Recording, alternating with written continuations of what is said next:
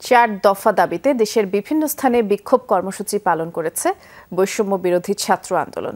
এ সময় শিক্ষার্থীরা অভিযোগ করেন, ছাত্র জনতার বিজয়কে বিতর্কিত করতে পরিকল্পিতভাবে সংখ্যালঘুদের বাড়িঘরে হামলা চালানো হয়েছে।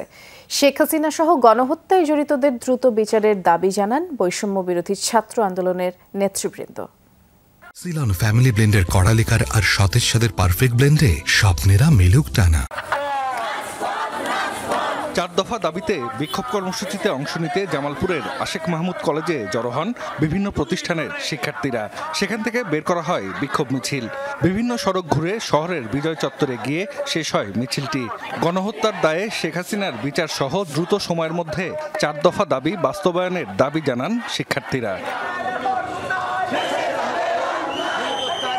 সাতক্ষীরা শহরের আসিফ চত্বর থেকে বিক্ষোভ মিছিল বের করে বৈষম্য বিরোধী ছাত্র আন্দোলন।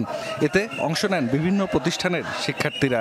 তারা অভিযোগ করেন, গণ অভ্যুত্থানকে বিতর্কিত করতেই পরিকল্পিতভাবে বিভিন্ন স্থানে সংখ্যালঘুদের বাড়িঘরে হামলা চালানো হয়েছে।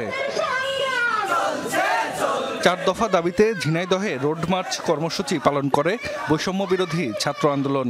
পায়রা চত্বর থেকে বিভিন্ন সড়ক ঘুরে শহীদ মিনারে গিয়ে সমাবেশ করেন শিক্ষার্থীরা। চুয়াডাঙ্গা সরকারি কলেজের সামনে বিক্ষোভ সমাবেশ করে বৈষম্য বিরোধী ছাত্র আন্দোলন। এ সময় বক্তারা অভিযোগ করেন, দেশে সাম্প্রদায়িক সম্প্রীতি নষ্টের ষড়যন্ত্র চলছে। সকল অপশক্তিকে রুখে দেওয়ার প্রত্যয় জানান তারা। ঝালকাঠি শহরে বিক্ষোভ মিছিল করেন বিভিন্ন প্রতিষ্ঠানের শিক্ষার্থীরা। মিছিলটি প্রধান সড়ক প্রদক্ষিণ করে।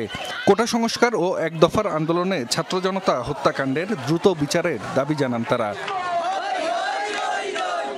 জাহিদ হাসান, যমুনা নিউজ।